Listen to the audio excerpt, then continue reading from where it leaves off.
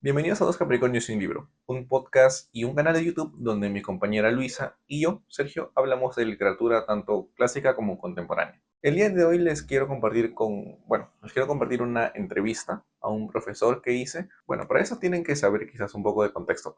¿Okay? El contexto es que para nuestra tercera temporada estamos pensando sacar un episodio sobre el diario de Ana Frank. Y bueno, como el tema está relacionado, pues la Segunda Guerra Mundial, el Holocausto judío. Resulta que coincidentemente en la Universidad Católica hubo un seminario sobre también literatura rabínica y judaica, ¿no? Relacionado al judaísmo. Y me acerqué al profesor que dio el seminario y muy amablemente accedió a hacer la entrevista. Eso sí, la entrevista está en inglés, ¿no? Entonces, no se preocupen, igual le puedo subtítulos por si acaso. Y bueno, sin más, espero que les guste la entrevista. Finalmente, el profesor que dio este seminario y la entrevista, que, bueno, la persona a quien hago la entrevista, es el profesor y rabino David Meyer. David Meyer nació en París. Fue ordenado rabino en el Leo Baker College. Es un seminario rabínico que se encuentra en Londres, en Inglaterra. Después de terminar su carrera en matemáticas aplicadas en la novena Universidad de París, ¿no? Aquí voy a dejar los nombres de las instituciones en todo caso. Bueno, después de las matemáticas, obtuvo su maestría en la Escuela de Altos Estudios en Ciencias Sociales, también en París.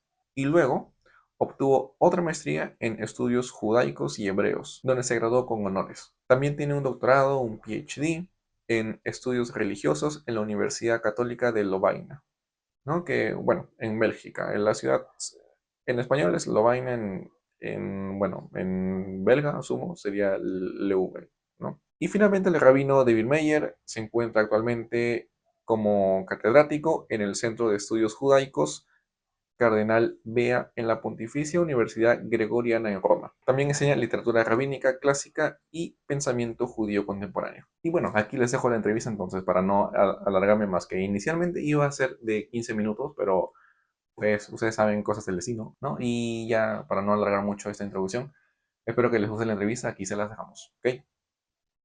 Okay, so well, David, first of all, thank you so much for doing this interview. Thank you for making the time for us. Okay, we It's a pleasure. really appreciate this. And as we were talking a little bit, yeah, the main point, the main objective is to just give the audience an insight on Judaism and this Jewish tradition in general. Since we are going to talk about in a couple of weeks, we are going to release an episode on Anne Frank's diary, right? And of Okay. course, is going to be related, right, with the Jewish tradition, the Jewish culture. So my first question might be maybe a little bit general, right? Mhm. But still, so for example, what does being a Jew mean? For example, if somebody says, I am a Jew, right? How can regular people, or I think you call them Gentiles, right? How can Mhm. regular people can understand that? Right. I mean, it's a good question and it's a difficult question because, like always, general question require synthetic answers because otherwise we're here for 20 years. And to find synthetic answers to complex religious tradition is not simple. But I would say just a few things, maybe. The first one, for an audience that is not familiar with Judaism, the first thing I would say is Judaism is as old as Christianity.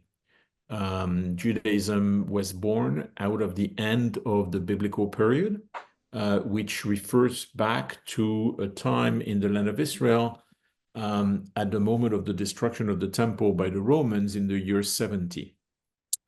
They were Jews before that were not Jews in the sense as we understand it today. So in a way, the word Jewish here becomes already problematic, and this is why it's not so simple to define. They were kind of biblical Jews, so Hebrews, if you want, who lived according to biblical law, following the rules that are set up in the books of the Bible, which for Christian is the Old Testament. And then the temple was destroyed. The temple was the center of this biblical Jewish life.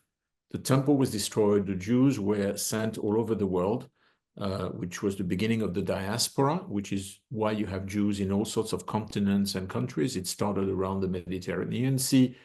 It reached North Africa, Babylonia, it reached Spain, it reached Italy, and then with time, Northern Europe, and then the rest of the world. But deprived of the key center of biblical Jewish life, which was the temple, emerged a group of Jews who became the rabbis. They were known as the Pharisees at the time. And the Pharisees are mentioned, of course, in the New Testament. The Pharisees emerged and find a way to reshape the biblical law into the context of their time, replacing the temple and the sacrifices with prayers and synagogue, not so much unlike what the early church did, because the early church emerged, in fact, exactly at the same time, because the early Christians were all Jews. Jesus was a Jew, all the apostles were Jews, and all the early Christians were Jews. So the two are fairly similar from that point of view. But with the passing of time, Judaism developed into its own system of law, which then become fairly separated from Christianity. So if there's a kind of a common trunk, if you want, then Judaism and Christianity really moved apart. Judaism putting a lot of emphasis on the law. What is it that you need to do to be a Jew? And I think this, in a way, brings a first level of answer to your question. What does it mean? What is it to be a Jew? To be a Jew is not about what you believe. To be a Jew is about what you do. Do you follow the rules that the rabbis over the centuries have established as being a definition of Jewish life? So it's essentially about what is it that you do. So Judaism has developed a whole set of rules for everyday life. How do you rest on the day of rest? What do you eat and what is it that you can't eat? How do you relate to your neighbor? How do you conduct businesses? How do you manage when there is friction between people? How do you solve problems? How you do establish courts of justice? How do you pay penalties if you're guilty? Also, relationship between the individual and God. How do you pray? How do you fast? All sorts of rituals that you have. And in all spheres of life, Judaism has defined a very, very complex and fairly rigorous set of rules. And being a Jew is, to a degree, and I said to a degree because I don't want to say to follow totally, because nobody follows everything totally, but to what degree do you follow the rules that the rabbis have established? And this is really one kind of definition of what is a Jew that's an important one.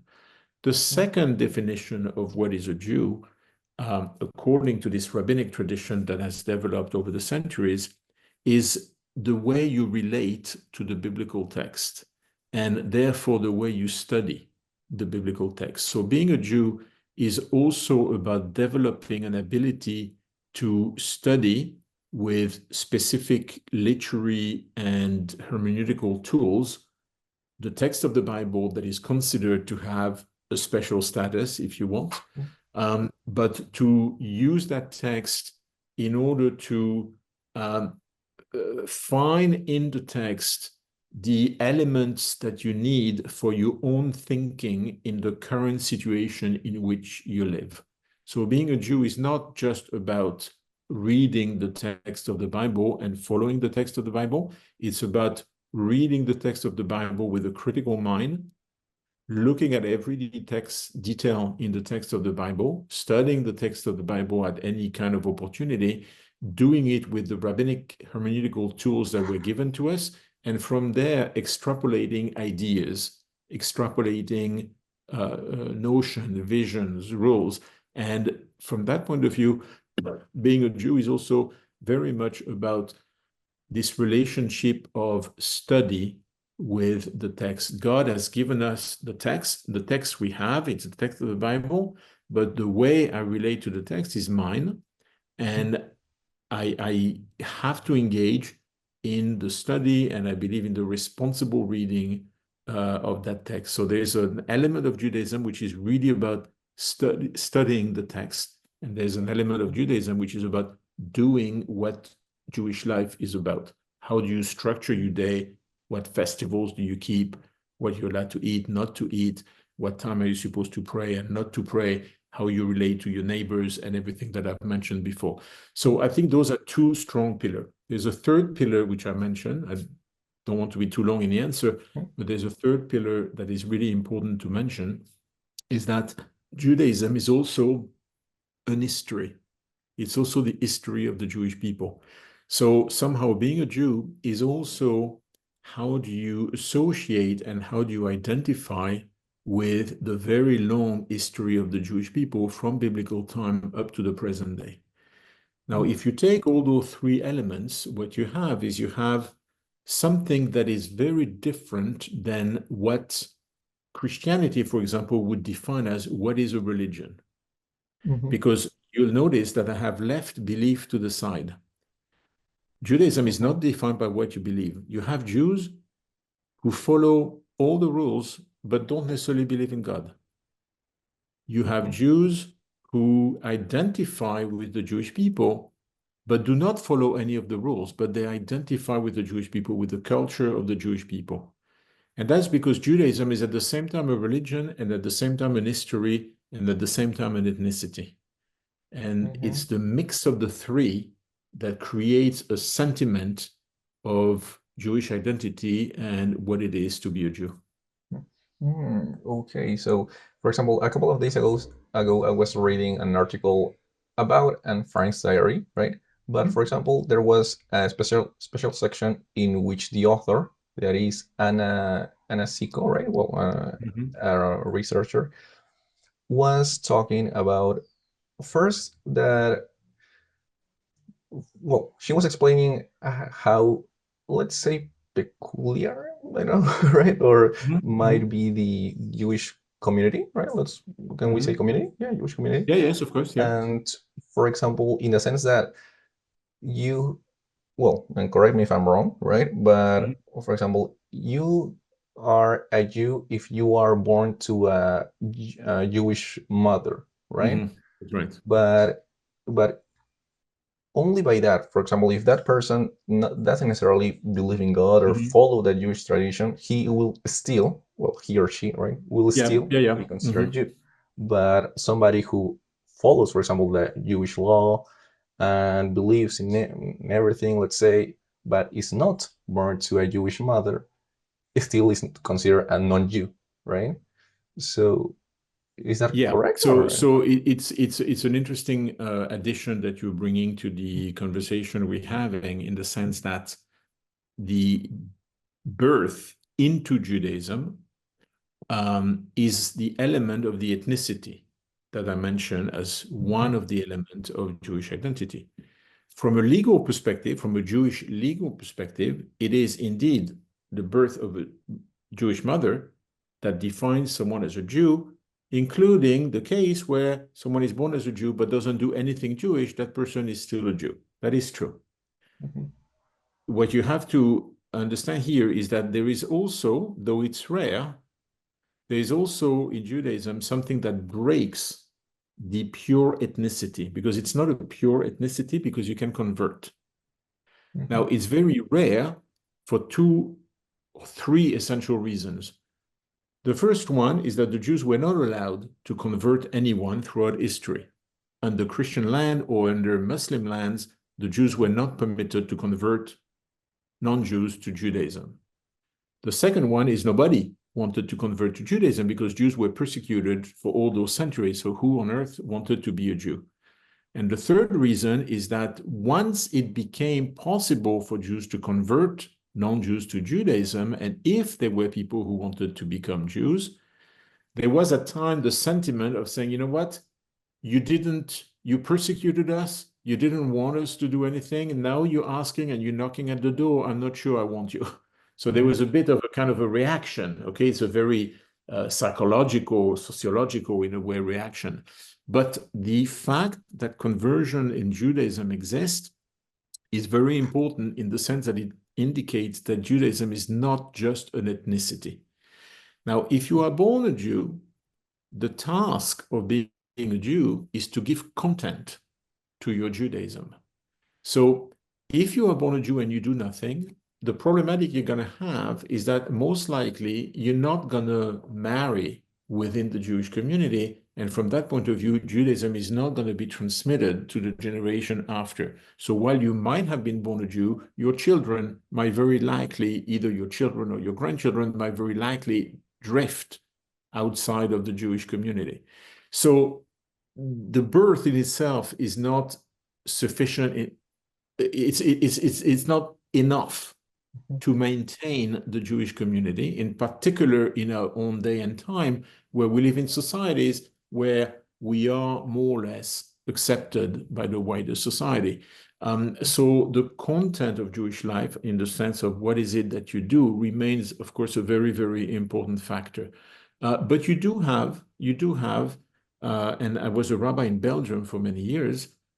You do have, in places like Belgium, you do have very strong secularist Jewish groups. So they're groups of Jews who happen to be Jews because they were born Jews, but they don't practice anything. They don't go to synagogue, they don't know Hebrew, they don't do the festivals, they don't believe in anything, they haven't studied, they haven't done any of the things that I mentioned before, but they just happen to be Jews, and they feel some sort of attachment to the people, to the peoplehood element of Jewish identity. And that is what makes the definition of Judaism extremely difficult. The question of who is a Jew is maybe the most debated question for contemporary Jewish thinkers. And there's a great difficulty of agreement on this. In fact, there's only disagreement on this issue. But being a Jew is also a little bit, because you use the word awkward, in the sense that it is awkward from someone from the outside who is not accustomed to what are the rituals and the laws of Judaism. And it very often looks like, okay, so the Jew is someone who is not doing the same way as the majority of the people are doing. You know, we don't have Sunday, we have Saturday. We don't eat the same kind of food. The prayers are done very differently. The study is done very differently, and so on and so forth. And so, of course, when you're a minority, which is our case, we're a very, very small minority, there is an element of awkwardness, of saying, oh, this is kind of strange. I see Jews doing like this. They dress a little bit differently. They have something on their head, or, you know, if they're very religious, they have pies hanging on their head. You might have seen pictures, you know. So there's all sorts of customs and tradition that comes in that kind of separate, in a way, the Jew from the rest of the society. And you can look at that in a sort of a negative way of kind of awkwardness. But there is also something that Judaism values into that awkwardness, which is we kind of like of being different, of saying we like to value the individual sense of experience and the fact that we can live in a society and at the same time has different roles. It's a little bit of an exercise in pluralism, somehow, in diversity, which is something that was already embedded in early European society where Jews used to live, and though it was not always easy, lots of persecution and so on, but somehow it was always, we are a minority with our rules, and we want to be accepted for who we are in a wider society that is a bit different than us, and they look at us in a bit of a strange way, but somehow being different has remained a value in Judaism, in the sense that it's not just be different for the sake of being different. It's being different because it is in the difference that you develop the sense of the individual responsibility. Think of what you do. It's not because everybody does that that you have to do that. So value the ability to be different is also something that, in a way, defines, I think, what Judaism is about. Okay. I really like that that answer. That's very interesting. There are some nice things in Judaism too. Yeah. And something that you mentioned, right, that I also wanted to ask, but I couldn't find the right words maybe, but yeah, you mentioned that Jews, well, we all have seen it, right? That Jews have been the victims of persecution for maybe throughout history, right? And I was wondering whether you had any type of hypothesis or why was that the case? Because Yeah. it really struck me Yeah. when. So it's an ambiguous question in the sense that it's very difficult to think that your persecutor always has a reason to hate you. The people who hates me don't, I am not defined by why do they hate me. And the people who hate me don't always have a rational reason to hate me. But there are some elements that are, because it has been persistent for so many, many centuries, right? There are some elements there. The first one is people don't like what's different. And when you belong to a religion that values the notion of being different, then of course the risk, which has been a reality, is the risk of being despised for your difference. This is something you already find in the beginning of the book of Exodus in the Bible, where the Pharaoh in Egypt starts to look at the Jewish people and say, there's a group of people here that don't follow our rules. They're not the same. And then the Pharaoh turns against the Jews. The same thing in the book of Esther.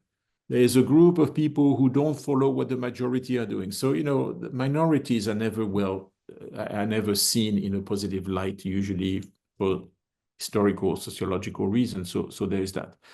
There is also a theological reason, which was that for many, many centuries, the church had taught that the Jews were those who had crucified Jesus. And so there was religious hate that was developed in the church for many, many centuries. And this hate was only overcome 60 years ago. Okay, it's only 60 years ago with the Second Vatican Council and the Declaration of Nostra Aetate that the Vatican, because of Auschwitz, because of the war, because of the Holocaust and the Shoah, that the church realized that it had a responsibility in the spreading of anti-Semitism. And so they reviewed their whole theology of saying the Jews are not collectively responsible for the death of Jesus. If someone was responsible for the death of Jesus, it might be the few Jews at the time who did it, and certainly the Romans. But the Jews as a whole have no responsibility for the death of Jesus. And the whole teaching of contempt against Judaism was overturned into a teaching of esteem and friendship. And this happened 60 years ago. So for all those centuries until recently, there was a theological basis for that hatred. There is also a hatred that was a sociological hatred. And this is related to some Jewish rules and some Christian rules, by the way. For example, about preventing Jews to do certain number of works. So Jews were not allowed to have land. Jews were not allowed to work in the government. Jews were not allowed to do all sorts of things. But one of the things that Jews could do was to deal with money matters. So because money matters were kind of forbidden for the church because it was seen as a kind of anathema, the Jews were left being the one doing that. That created obviously financial tensions between the Jewish community and the non-Jewish community. So that also was used as a kind of reason for anti-Semitism. And then you've had more recently in the 20th century, though some of the roots are going back earlier, but most poignantly in the 20th century, racial anti-Semitism. So this was, of course, the race theory of the previous 2 centuries, and which culminated with the Nazi government. And here was a hatred of Jewish blood, Jewish genes. Now, this had, in fact, absolutely nothing to do with Judaism. This was just a pure pseudo-scientific construct of that period. But there's been many reasons. But on the whole, I would say we're very careful not to worry too much in many ways about why is the anti-Semite an anti-Semite. That's his problem. My problem is to survive, not necessarily to understand why does he think that he has to hate me. Okay. Yeah, okay, we're running out of time, so I only have two more questions, Sure. okay? With pleasure here. Yeah, for example, since we're talking about the Holocaust, right? And also, as I was saying, we are going to, in the coming weeks, we are going to release a podcast episode about Anne Frank's diary. Um, what place does that document have in Jewish history, if any? First of all, right? Does it have any maybe importance in You mean the Holocaust, or you're the? talking about Oh no, the Holocaust, obviously, right? No, but I mean the Anne Frank's diary. Yeah, Okay, well, the as a High Frank document. document has a lot of importance because it's a testimony. And I think when you know, there's not that many testimonies. There have been in the last decades or 2 decades, in particular because of the Spielberg Foundation, who did interviews of survivors. And so all this has started to become recorded. But before that time, there were very few first-hand documents that had reached us. The Anne Frank diary is one of them. There have been also documents that were uncovered in the crematorium of Auschwitz that were buried by the people, Jews who were forced to work in the crematorium, and they were then translated and made available in all sorts of language. But there hadn't been that much. Of course, the plan of the Nazis was to eradicate the Jews and to remove every trace of what had happened and what they had done. So it's an historical document in itself, but I would say more than an historical document, it's a literary document, and it's a document that is touching. And I think it's when you want to educate people as to what is it that human beings are capable of doing to other human beings, then you don't just need hard historical facts. People are rarely touched by hard historical facts. People are more touched with a sensitive document that you can attach to a figure that has a literary quality on which you can relate, that actually speaks to the soul and not just speak to the brain. And I think from that point of view, the Anne Frank document is a really important document. And of course, the story of this girl, of this Anne Frank, laying out her daily life, her fears, and her hope as well, up to the last moment, is one of those touching documents that we have inherited. And I think when you read that, you either feel despair, or you feel that here's someone whose life was cut, whose hopes were cut. What do I do in my life in order to inscribe myself in the dynamic of her life? So in other words, to be a decent person, to be a person who enjoys life, to be a person who lives it to the full. And from that point of view, to relate to this very personal reality, I think is something that has become very important in Judaism. I mean, there has been a few others since then that have been discovered and published. It's not the only one. And as I said, now with all the museums that exist, either in Israel or in England or in France or in Washington, I know there's also a Holocaust museum, I believe, in Lima, in one of the synagogues of Lima. You know, with all of those museum and places of memory, we've uncovered and made available to the wider public other similar stories, but maybe not as touching as this one because of its simplicity. I'm just mentioning another one, which is very interesting because it's of a different nature, is the painting diary of Charlotte Solomon. Charlotte Solomon is a very similar kind of story, except she wasn't hiding in a cellar. She had escaped Germany and she moved to the south of France. She was eventually caught by the Nazis and killed in Auschwitz. But while she was in the south of France, she painted her history with about 900 paintings, and those have survived.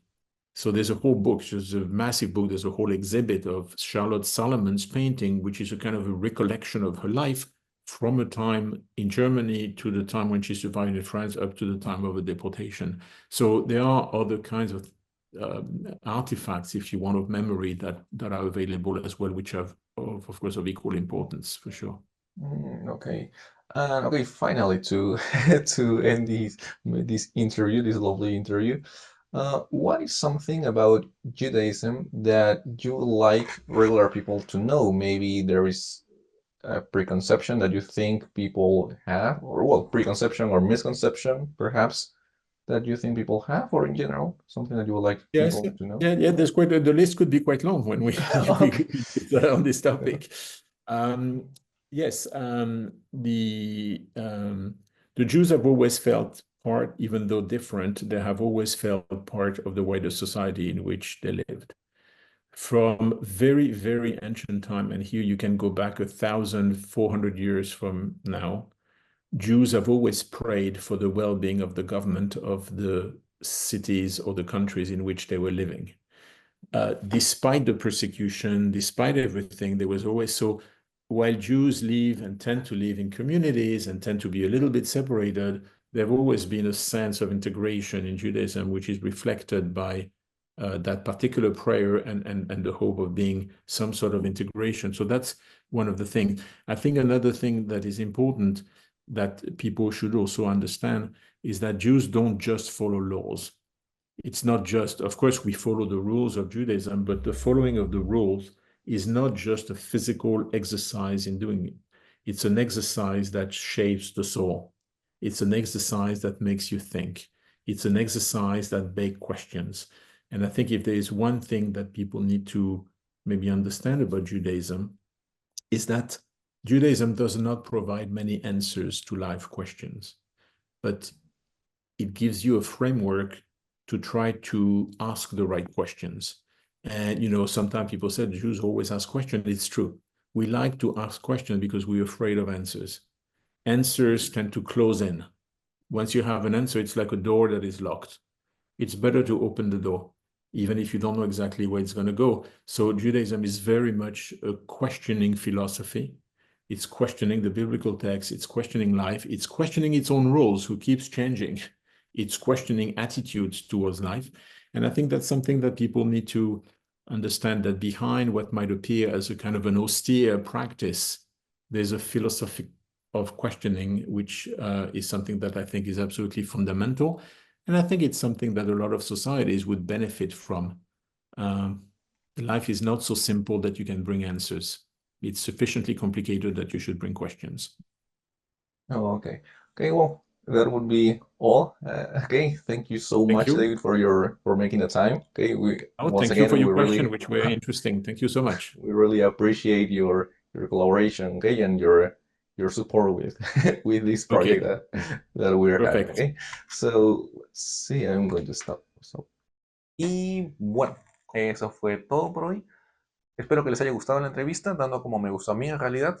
Y disculpen ese corte bien abrupto que no creo que no supe cómo cortar, pero la entrevista, pero bueno, no olviden de que nos pueden seguir, nos pueden suscribir al canal, pueden darle su like, pueden bueno, hacer comentarios si les gustó, si no les gustó, qué quisieran que hagamos también, qué tipo de contenido quisieran que hagamos. Recuerden que también el podcast en sí mismo se encuentra no solo en YouTube, sino también en cualquier plataforma de podcast, ¿no? Y bueno, pueden seguirnos en nuestras redes sociales, estamos en TikTok y en Instagram. Todo, no se olviden de que el jueves también tenemos nuestro episodio en vivo con la profesora Ainay Morales en la sala de Raimundo del pabellón H de la Facultad de Letras y Ciencias Humanas en la Pontificia Universidad Católica. Entonces, hasta otro día, ¿ok?